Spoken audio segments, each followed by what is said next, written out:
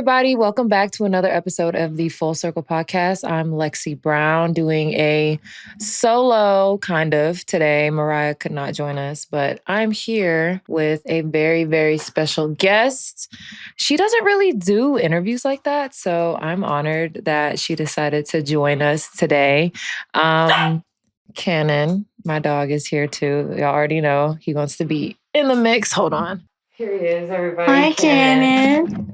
Cannon is here. Okay, so you heard her voice, but if you're just listening on audio, we have a former McDonald's All-American, the 2018 Big 12 Player of the Year, a college All-American, a 2019 NCAA champ, a WNBA first-round pick, and she just completed the WNBA Finals with the Phoenix Mercury. We have Kalani Brown, everybody. Yay, clap. Hi, everyone. Make some noise, y'all. Make some noise, y'all. What the? Hey, Miss Girl. Yeah. Oh, my gosh. I'm so happy that you're here. It's so funny. We just had Dre on, and she asked me the same question as you, like, what we finna talk about? Like, girl, you. We're talking about you. And I feel like people don't really know much about you. Like, you're just the mysterious, you're the mysterious baddie in the W. And I feel like the people need to know a little bit more about you. So we're going to start off from the beginning. If you guys didn't know, Kalani comes from an elite pedigree. Both of her parents played basketball. Her mom played in college. Her dad in the NBA for the Celtics, like mine. Won a championship in Boston. So, like, what was that like growing up with two parents that hooped? And did one of them in particular steer you to basketball, or like, what was that like? Actually, no, not at all. My dad actually let me fall in love with the game on my own. That's like one of the questions that a lot of people like to ask. Oh, did your dad push you into it, or were y'all training? The answer is no. Okay. Your girl was in dancing. Your girl was in piano lessons. I marched in parades. I did taekwondo. I did tumbling. He let me try whatever I wanted to. And then when I was serious, I think when I got my first questionnaire in college, and I think that was in high school, and I think that was Baylor, of course. And it was like my junior year of high school. I was like, okay, like I could be serious about this, but I've always played just for fun and because daddy did it, and my mom coached me. So basketball was never really on the forefront. It was just something that I was around and that I did just off the strength of like wanting to be like my dad. But he never pushed me into any of that. How old were you when you like remember picking up a basketball for the first time? He was real little. About six. Yeah, and I played with him. So my dad, he had 3 girls at the time. My little brother was not born. So he was a little bit, he was under the impression that he wasn't going to get a boy. So I was kind of like You're the boy stand-in. Yeah. Same. So he was more rough with me. We watched Batman, Pokemon, all the boy stuff. I was a real tomboy coming up because, he didn't think he was going to get one.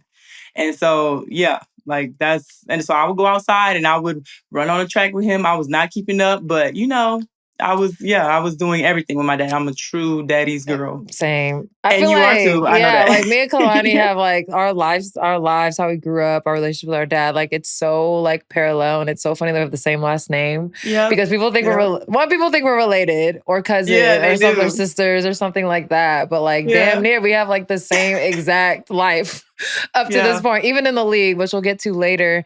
When did you like start growing? Because how tall? You're 6'7"? 6'7".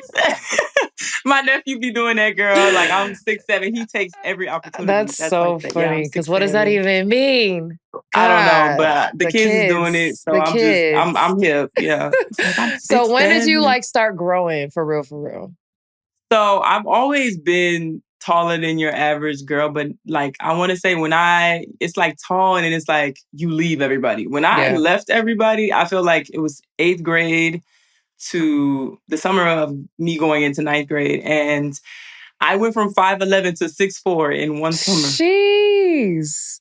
I don't wish that knee pain on nobody. Okay? I bet. I can't imagine. And what about what was it like when you came back to school? Like everybody was like, "Dang, like what happened?" Because they know I played AAU in the summertime, so I wasn't really around like that. So like when I came back to school, it was like I was always taller, but not like That's funny because Yeah, you so really they were typically see like, that with dang. boys. You rarely see that with girls. Like they go away for Yeah. the summer and then they've sprouted up. So, all right, Yeah. 6'4" in high school. Okay, those are Mhm. that's like my dream. So you mentioned that you went to Baylor. Yeah. What made you go there, and two, like what was your recruiting process like? My recruiting process was kind of crazy. I had literally almost every school in the country, if not every school in the country. But still, I was just kind of flowing through it. Like I wasn't really like serious about it, but like I just like, oh yeah, like I got colleges, but it wasn't like a ego thing. It was just like, "Ooh, Daddy, I got Texas today, or I got UConn today, you know." And he's Mm-hmm. like, my mom is like freaking out because she's like a W basketball guru, right? She worked for the Charlotte thing. She was very close. She played under Kim as an assistant at Louisiana Tech. So she was like super like hype about the whole thing. Me and my dad, we kind of laid back, like, all right, cool, it's happening. Like, okay. Yeah. But it got pretty overwhelming because the calls started. And when that started, I was not like a tech savvy kind of kid. I never had my phone on me. Right. Like I say, I grew up at a time where You we didn't have still phones. don't. You still don't have your phone on you Yeah, now. like yeah, so it got a little overwhelming, but it was a fun process. What made me go to Baylor though was first of all, Kim Mulkey has known me probably since 7th grade. I used to go to the camps.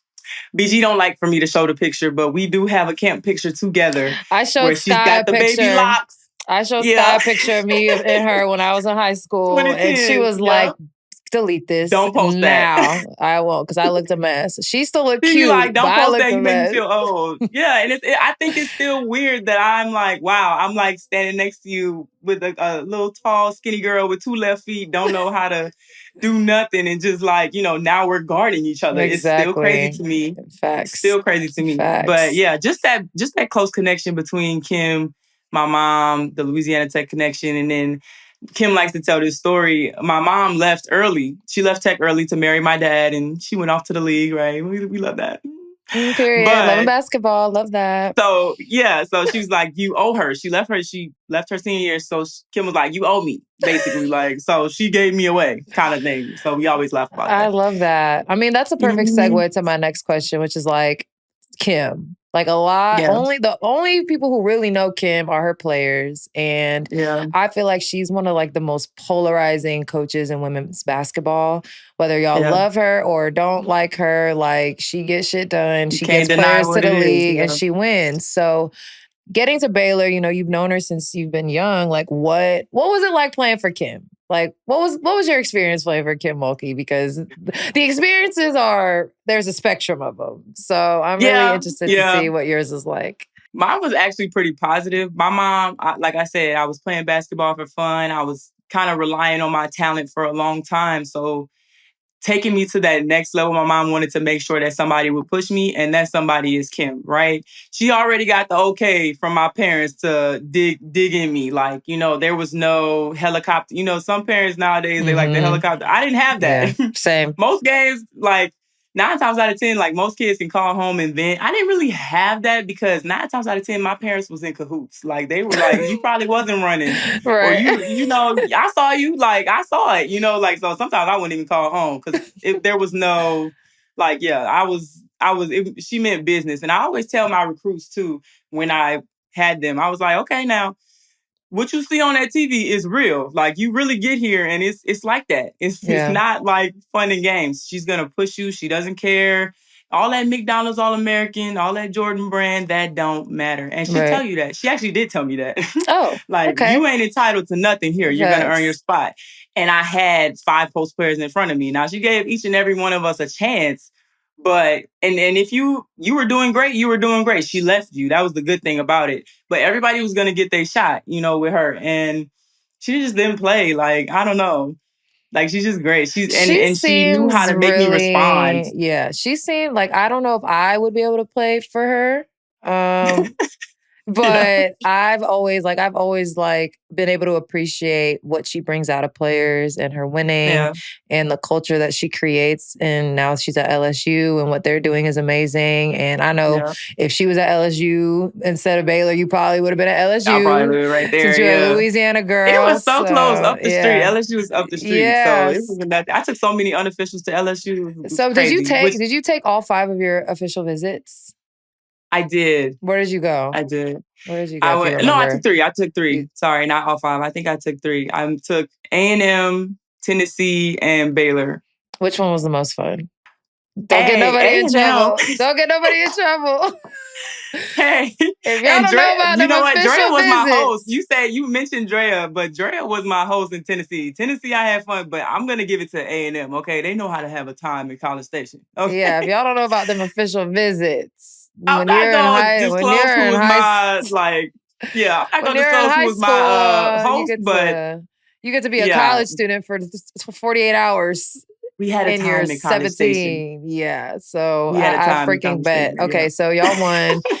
You went to Baylor. You're playing. You won a championship in 2019. Like, what was that season like? And who was on that team with you?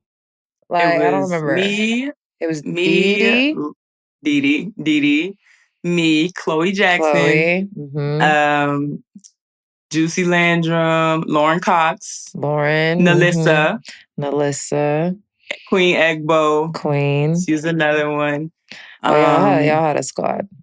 We had a little squad, girl. That was during the time where Sabrina and the tweener, the fast and the slow paced basketball, and Kim, she still has the same playbook to this day. That's one thing about her. Yeah. You still can't beat the playbook that she's had for 20 years. It's crazy. Yeah. She does. She likes what she likes, and she moves the pieces around well. So 2019, so that was the last championship. Y'all had like the last championship before like women's basketball changed forever.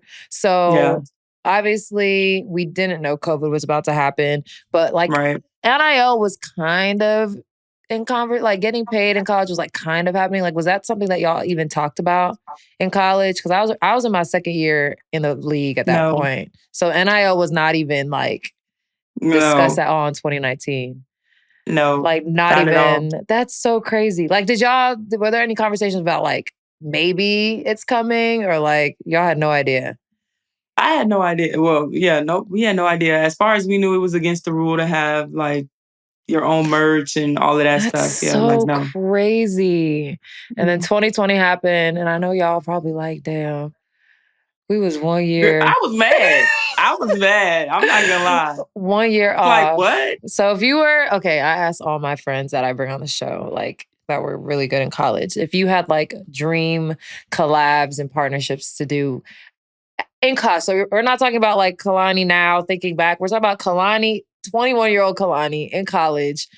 What brands would you like to work with when you were at Baylor?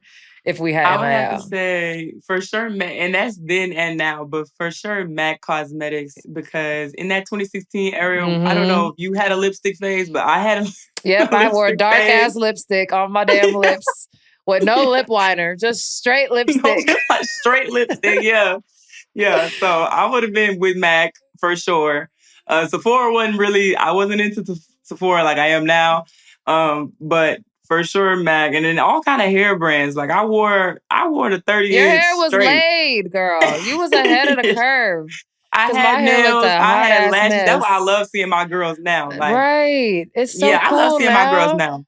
I'm glad that, you're like doing the show for me. So we're going to get into WNBA stuff, and I was going to save this for the end, but I think this is a good time to talk about it. Like the off court, the feminine energy that is now like taking over the WNBA and women's sports in general. Like, I know when I came into the league, it was still like no, like don't have the hair. But she was at the top with the beautiful ballers. Ballers. If you was posted on beautiful ballers, you was that girl. You was that girl. Gonzalez twins. You. I used to be trying hard to get on that. Like, and I'm just ballers. Like, because it's like in college, it was so celebrated. Like being feminine and beautiful and liking hair and makeup and nails. And then you get to the WNBA and they're like, we hate all of that. Like, stop all of that. Did you feel that way when you got drafted? Because I feel like it was shifting a little bit the year, because you got drafted a year after I did, I'm pretty sure. But when you got into the league, did you feel like, and you got drafted to LA, so maybe it was a little different. No, I feel like, I don't know. No, it still wasn't a thing. I was drafted to a vet team, right? I had Elena Beard, NECA, Candace, the main three, TRP, Tierra Papet, those kind of girls. So no, not really. Like Chelsea Gray was on that team too.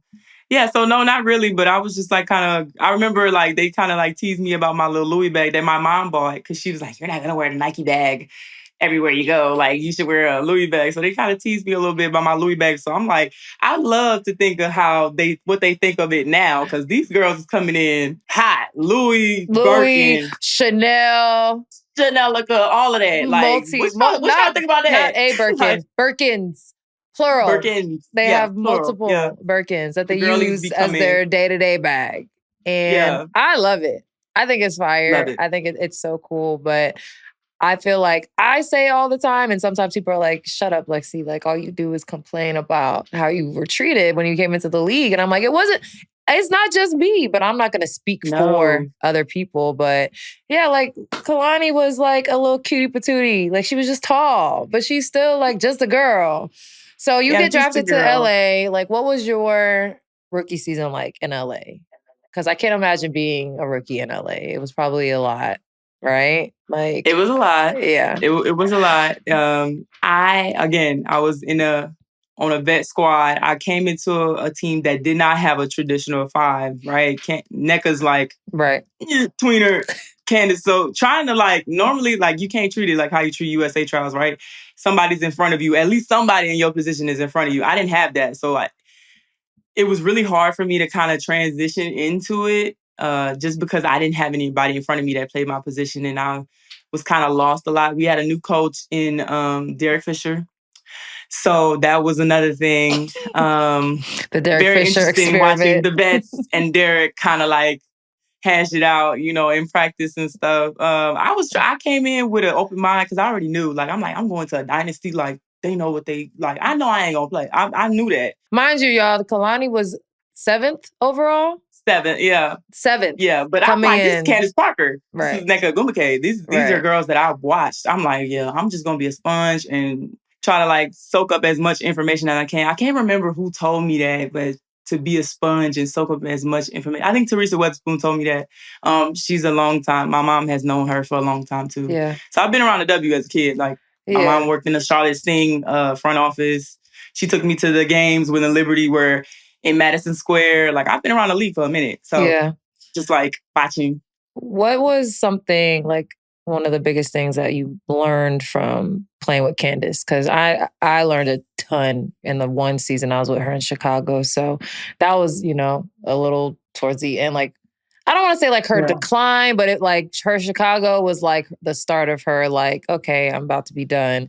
When you were in LA with her, she was still very much that girl. Like, still. So if there's anything like that stuck out to you watching her, being around her, anything like that, like what was it like being her teammate in LA? She taught me the importance of recovery. I was not somebody that was an ice bath person. With Kim, not blaming Kim, saying that she called us soft for being in the training room, but like, kind of being in the training room was kind of looked at as like you're soft. Yeah, and now I'm like, girl, go in there and do what you need to do, because I've had 2 meniscus surgeries back to back, and that they're not like the huge ACLs or things like that, but like nobody talks about the little nagging injuries like cartilage and stuff like that, and they're so annoying. Like, it's so annoying. She taught me the importance of recovery. She made me get in the ice tub with her, literally like shoulders deep. After every practice, she was like, "Where's my buddy?" Like, I think that was like my rookie bullying kind of thing, because she knew I didn't like it. Yeah. But she would like, come find me. And then, like just being in the training room and stuff like that. Yeah. Taking care of your body, dieting. She talked to me about that. Yeah. I will say like, when people look at players that play for a long time, they like just look at what they do on the court. But so much of that has to do with them off the court, like the recovery, the dieting, the working out, like even watching NECA and Skylar. I'm like, y'all are robot. Alicia Clark, like they're so regimented and like such the best way. And I learned something new from them like every year. You were with the Sparks in the bubble. No. I was with Atlanta in the bubble. I was traded after a year because, a lot happened in my rookie season. Guys, okay, so when I tell y'all me and Kalani have like the same like type of shit that's happened to us in our career, like, man, Kalani, you've been on four teams now, right? LA, Atlanta, Dallas. Yeah, 4 teams now. Phoenix, yep, 4 teams. 4 teams in 6 seasons. That's not an easy thing to navigate. You weren't in the league for a year. 14 yeah. So I want to know what your takeaways from the bubble were. Because I said we're all trauma bonded for life because of the bubble, but I want to know what your experience in there was like. So I mean, y'all probably heard the rumors about Atlanta, like, but Atlanta was a very what's the word, honey? Like, girl, we had some personalities. Mind you, y'all, this Atlanta team is vastly different from the Atlanta team right now. Like, I don't even think there's not a single person on that Atlanta team now that was on the team in 2020. Just making that very clear to everybody. Staff, management, nothing. Everything is different. They gutted, clean house. Clear. Yeah. Oh yeah. Okay. So that was the year, guys, that we rallied Atlanta or the whole state of Georgia to vote to flip the Senate seat. Yep. Oh my God. I didn't forget about that, but like there's so many things that happened in 2020 and in the bubble season. Yeah, like the Dream like spearheaded that entire movement. What was that like? Like y'all front and center of all that. It was such a blur. Like, I don't even remember that part. I just remember we were like, yeah, we're 100%. I remember celebrating. I didn't really like pay attention to it back then. I didn't really realize like the gravity of it all. The gravity, yeah. Like, I'm still young, right? This is only my second year. I'm still young. I don't really know. I'm just like, okay, we gonna play or not? Like, what we gonna do? But it definitely challenged me mentally, both mentally and physically. Because I want to say, like, I've never had a lockdown or whatever or something like that. Like, I've never had that. So I feel like I showed out and I caught COVID in the bubble. I was gone for like a month. I don't know if you remember. Like, I was you were in isolation. I was in a quarantine little hotel, blocked off, sick. Me and Gloria Johnson, we were going to be roommates because I was like, okay, she got kids. Like, again, we got personalities, right? We got Courtney, we got Kennedy, we got Tip. Tip didn't play that year. Sorry, Tip was not there. But we got Courtney, we got Kennedy. So Tiana Hawkins, different personalities, different strong. Some had more strong than not. So I was like, okay, Gloria Johnson's a mother. She got twins. She always talks about the health of her babies. I know I'm not gonna get sick with her. She's gonna take the thing. She's gonna take it like and be super careful, which she was, but she ended up being asymptomatic. Mm-hmm. But her being asymptomatic didn't mean I was going to be asymptomatic. And I was, in fact, not. I was sick. So sick. It was crazy. Oh, my gosh. The brain nozzler. Oh, my gosh. Oh, yeah. Guys, we had to get snow swabs every day. Every day. Oh, I forgot about that. Now, imagine that trying to get 2 negatives. You're trying to get 2 negatives with that. Like, that was so bad. I'm traumatized. Like, we are trauma bonded in the bubble. We are trauma bonded because that was such a crazy thing that we did, but it ended up being so amazing. I do think it like saved the W. Like, if we didn't have that season, like the WNBA probably wouldn't exist anymore. But I always love asking people like what their experience in the bubble is because bubble was tough. It was hard. It was fun though. It was fun. When I came back, it was like, okay, I know I'm not playing. The season is like a month in. Like, they've already got things set. I knew I wasn't like playing, but like we was finding things to do. Like, Atlanta was like Atlanta at home. We had house parties. Yeah. And you know who was with us? Connecticut was always with us. Connecticut was down. Connecticut again, Connecticut of the past. And again, They yeah. was belt to ass in the league, but them girls knew how to have a Connecticut was time. down. They knew how to have some fun. Yeah. Okay, we're gonna move on from the bubble because now I'm getting flashbacks and PTSD. Playing in the W, like what do you think has been a setback? Because you've had a few, so have I. Which setback or setbacks do you think have like shaped you to be like this person that you are, this resilient person that you are? If there's like any particular situation or any particular moment that you had that kind of like made you be like, all right, like this is what this shit gonna be like. I need to figure it out or I'm not gonna be able to play in this league anymore. Not to go back to the bubble, but like coming out of the bubble, like Atlanta period, just my experience in Atlanta period, like I thought I wanted to quit after that. I was out of shape. I had not been playing, you know, I didn't show up in shape. That's my accountability. I didn't show up in shape because I didn't think we were going to play. Like, so, and then gyms were closed. It was just hard because I wasn't disciplined at the time, as disciplined as I am now, with my body, my diet, that sort of stuff. Like, again, like recovery, that thing, I just thought I could get up and go. That sort of thing. Wasn't really disciplined, and it did come back to bite me in the butt. Yeah. And so I think after getting cut from Atlanta the second year, 2021, I was kind of out for a little bit. And then I had my first meniscus surgery too. So I was getting hit like a double whammy. I'm cut for the first time. It stings. It feels like the world is over. Then I get hurt. So now I'm like out of the loop a little bit. It looks like they're moving on without me. I'm seeing my classmates, they're getting comfortable in their teams and stuff as time goes on. It's easy to look at somebody else's journey and look to your right and look to your left and see them buying houses in their city. And, it really did like take a toll on me. And like, I really did get depressed. And I called Kim. I was like, can I come coach? What did she say? She said no. She was like, not yet, big girl. You got more basketball to play. You got a little bit. And I'm like, not for real, because I think it's over with. Like, I think it's done, coach. I'm not sure. She's like, well, when you're ready, you come to me, you call me, and I got you. Like, basically, she would make the position, basically, if she needed to. But she knew I had more basketball to give. She knew I had more to give. She just knew I was discouraged. And Kim is not a fan of the league. She never has been. She's like, I just hate what it does to kids. Some kids, and certain ones like you and me, that's the ones she's referring to. But yeah, I had to like pull myself out of that hole. I didn't have nobody to pull me out of that hole. Not my mom, not my dad. They didn't know how. It was just me. And I literally made that decision and then battled my way back, rehabbing, losing the weight, going to Vegas. Going to AU first, gaining back my confidence. Yes. Gaining back my confidence. Hello. Yeah. Hey, Athletes Unlimited, shout out to Athletes. They gave it back to me. They gave me my spark back. And I'm like, okay, yeah. Like that first year was everything for me. And then I got the training camp to Vegas. Boom, get hit with the second meniscus because, injuries work in tandem. So get hit with the second one is like, oh, I'm going to stop. But I'm like, I worked too hard to come back. Like, so I kept working at it, going overseas, staying overseas, grinding.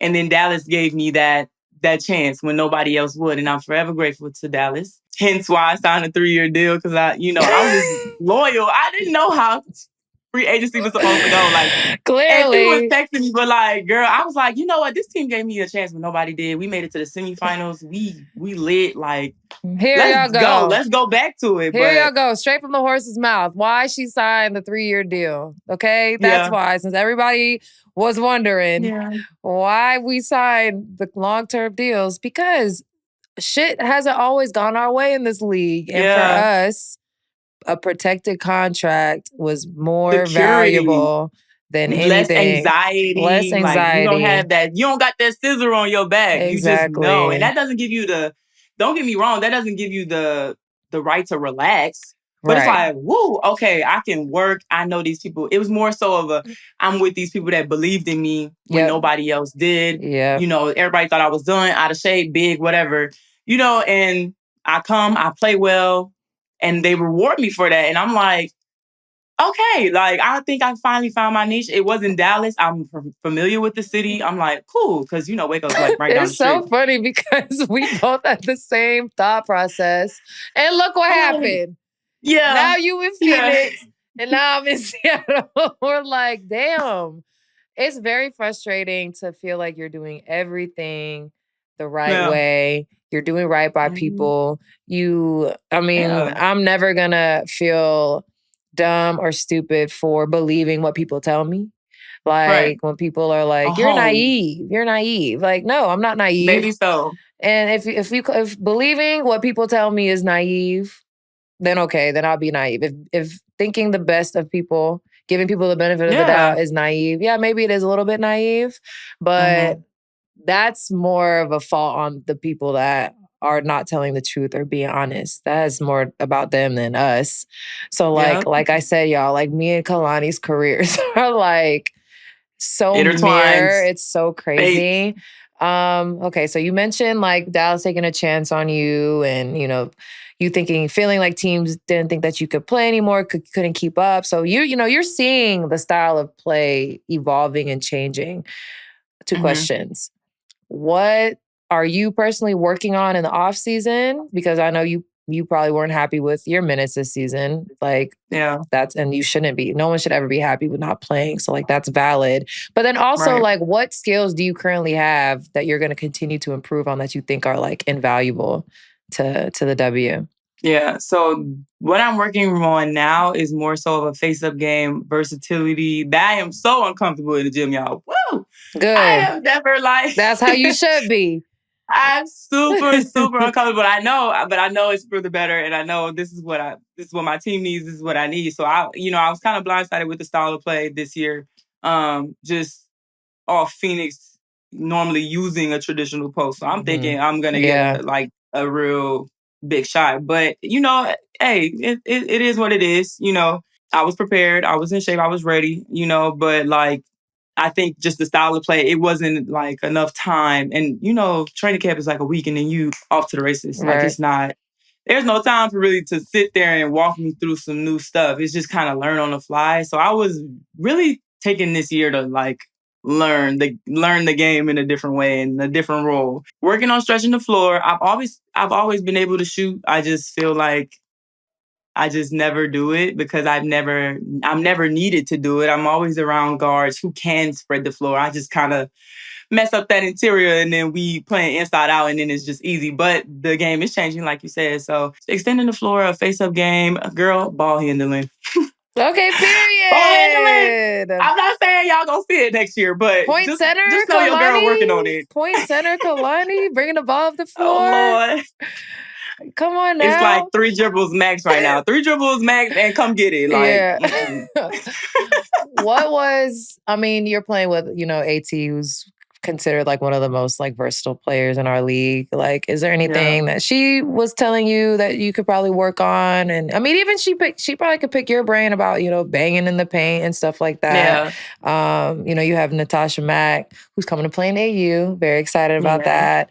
Very happy for Um, Mackie you Mac. guys have like three completely different like bigs. So you have AT, who's like the Swiss Army knife. You have Tosh, who's like more of a defensive big and a shot Mm, blocker. And then you have you, like you're very skilled offensively. And then you're obviously very talented defensively as well. But like I think your scoring is underrated because you have such good touch and hands. So like how did the three of y'all create like your little post synergy? You have like the guard group. First of all, how big was y'all's post group? Who's in y'all's post group? it was me Mac and AT. And then would That's it. Satu come hang out with y'all sometimes and then dip, or she was always with the Nah, Sty guards? don't want to be. Sty don't want to be no post. Sty was Sa- down there shooting. Sty was down there shooting. she She was only post when the she got to. right. You know, Okay. So y'all had guys, so Phoenix had three bigs. Three. It three. made But it to the finals. Cat would find herself down there. Yeah. Cat Yeah. Westbelt would find herself She was a never with us in tweener. the like. Yeah, she's a tweeter. She would be So down yeah, there. so what like conversations y'all have? Like, did y'all have any like pregame rituals together? Like, I know like posts and guards be having their little, we the guards over here, y'all we the bigs over here. So like Yeah. what kind of like synergy did y'all build? I would say AT is like black and white. Like she don't, it's hard getting her to crack that smile Yeah. sometimes. She be very serious about her craft. Like post players was serious, honey. Like she would laugh sometimes, just about anything, or just she's that one that come whisper to you. Or I'll look at her and she'd be like, "Don't look at me." Like, Yeah. Something happens, I would like look at her. And we will always made eye contact a couple times, just that teammate that I would just be like, Don't she'd be look like, over "Don't look at here. me." Yeah. Like, don't start. Don't start. But like, yeah, that was me and AT's kind of relationship. But like she's so smart and seeing the floor and things. She was telling us where we needed to be when she's driving. Like, just because again, we are all learning this new system. We're all new. We all trying to learn each other. So we worked a lot with her on passing and just where to be and where she wanted us to be. Like, how if we was in her way, to be out of her way, that sort of thing. She's super smart on that. And then the guards was just the guards. Kai and Sai were just, they literally just crack heads, like, honestly. Like, Yeah. I can't even. Mm-hmm. But Yeah, I can that see was that. more so our thing. Yeah, she was like a teacher. And then DB came. Yeah. DB is like a mother. I love DB. Like, DB is like that sweet Lonnie. She got that soft voice. Yeah. Like, I don't know. Yeah, her and AT are like polar opposites as far as like yeah, demeanor. for sure. AT is getting in us, and Yeah. DB's like, well, you know what she means. Or if she's doing something wrong, she'd be like, "What you see, Lonnie?" She would always ask me. She always made me feel included. Like, even when I wasn't playing or something like that, when I'm watching the game, she'll come down there and be like, "What you see, Lonnie?" Yeah. I'd be like, "Well, paint club. We running the same play. We might need another chain. We need to do something different." Or, and I would just tell her what I was seeing, and she would really take my input and like really like implement it because she actually cared. I felt like she cared. That's important. I love that. I feel like y'all's team was like, I don't want to say like y'all were ignored most of the season, but like y'all were like very much like under the radar. Did y'all have like conversations about that? Did y'all peep that? Like what was we wanted it that way. Yeah. Because that was the energy y'all came in through the playoffs. Y'all was like, stay on that side. Like that was like y'all's vibe all through the playoffs. But it was like we just had a certain focus that we didn't have any pressure. Like we didn't have nothing to lose. And that's how we played. Yeah. And everybody played like that, Like they don't expect us to be here. They still don't expect us. Even when we got the playoffs, they still don't expect us to be here. So don't play into the media. Don't play into the social media. Yeah. Stay focused and stay on task I will say, at hand. That was kind of what we was thinking. We was riding for y'all all summer long. We was like, y'all sleeping on Phoenix. Like, I don't know why y'all keep sleeping on that damn team. And they thought because we hadn't really played with a full team the whole And then y'all threw in DB and y'all had a little rough patch. Yeah, but it was the same rough patch most of the teams went through earlier in the year. And I think that was just personnel learning each other thing. Again. For sure. Yeah. For sure.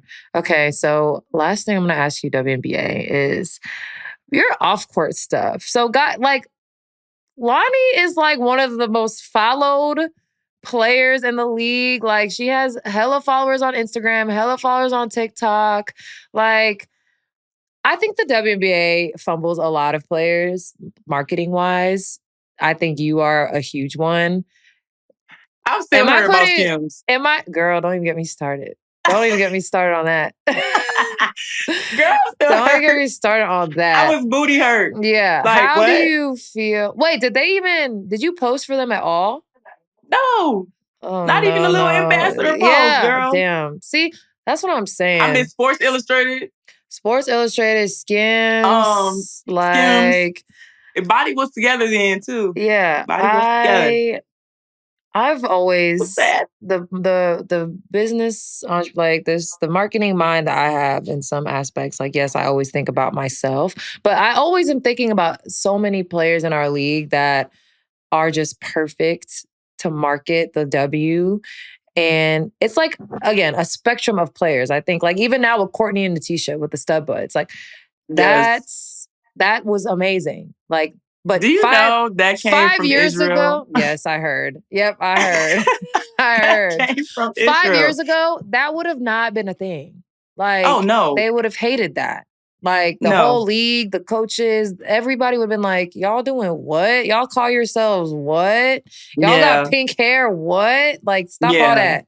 So now, like, I feel like it's slowly like finding its way. I've already said the WNBA has gate kept us from the world for many, many years.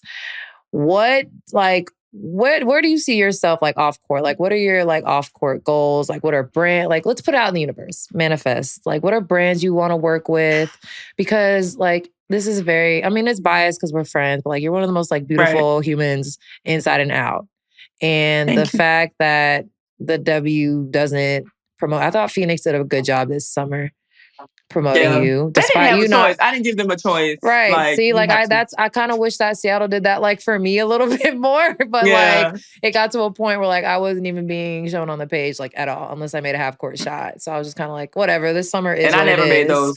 But every time I would see like your post, like your repost, like Phoenix was like just doing the most to promote you in the ways that they could at the time because you weren't playing a lot, but you were. And that was the fans though. Yeah. Like, let me just, the fans, the Phoenix fans, they wanted to see me on the court. Like, even in like going in, every time I went in, I got like a standing ovation. Like, and those are real basketball fans who actually watch the game. They've been a part of the game for so long time. They're not just the new ones that just kind of look at the stat line and be like, oh, Phoenix, yeah, she trash. One of my favorite arenas to play in is in Phoenix. I love their fan base. Yeah. Hands down, best fan base I've ever been a part of. Like, they knew the real, and they were on the outside looking in, and I couldn't really say, you know, that's cold. I can't that's really cold. say, but they knew, and I'd be like, yeah. You know, but I'm gonna show up. I'm gonna show up to the game and step and look good. But yeah, they were real basketball fans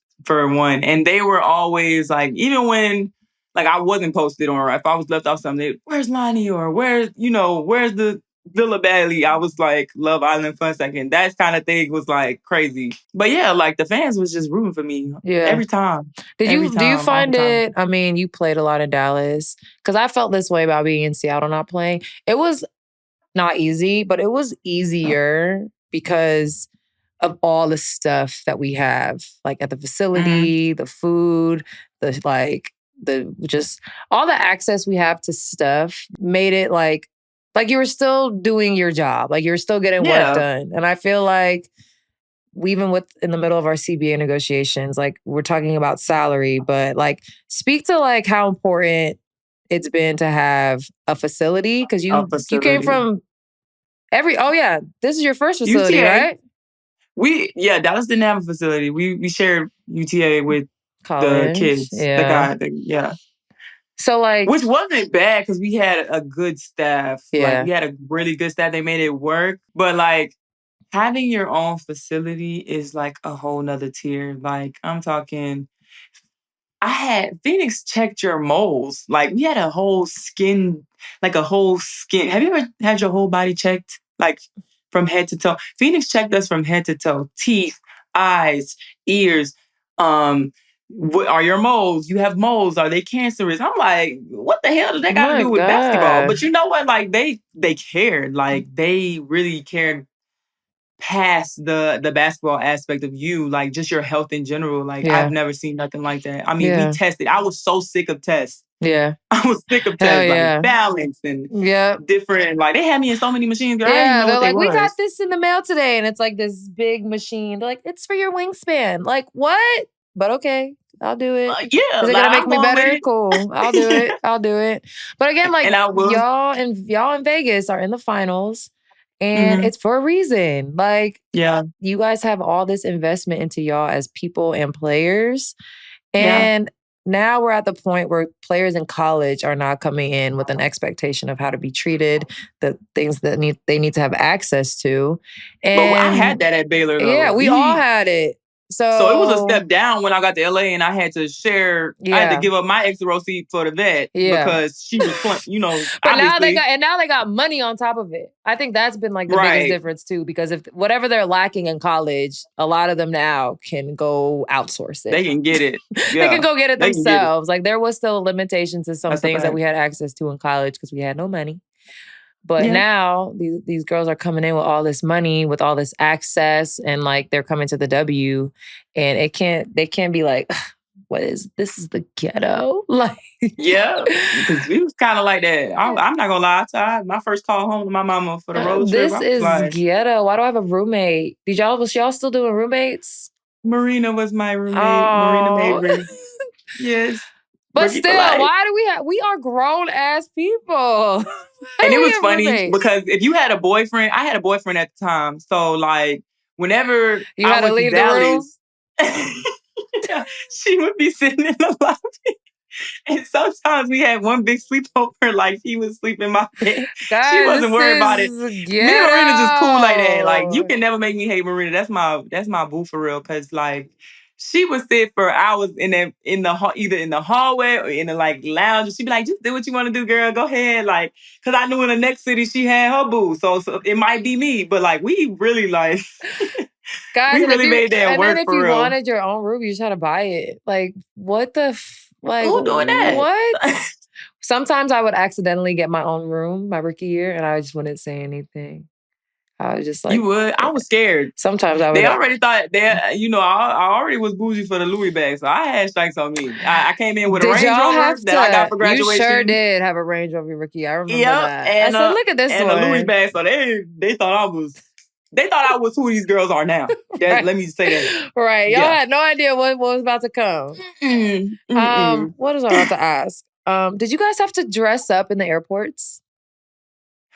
I heard about that. But no. Y'all had to do the business casual? We had to do the business casual to a home game. And I found that in my green fly.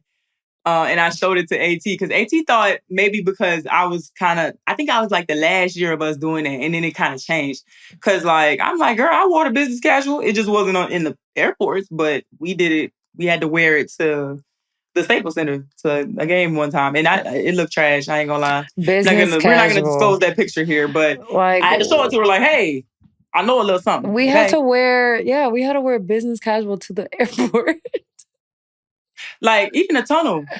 Talk about the tunnel, girl. We used to wear our warm-ups. I wore my warm-ups to the game. So did I. Like, what? We didn't know our worth. There was no tunnel. We didn't know our worth.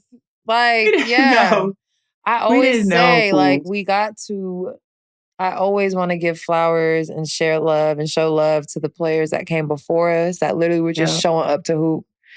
And we're here because of them. And now we get to see our true value and express it and show it and be our authentic selves because of all the shit that they went through whatever years ago, many, many years ago, when they was just showing up to empty arenas and busing places and I can't imagine and shit going overseas before the internet and Facebook and FaceTime and stuff.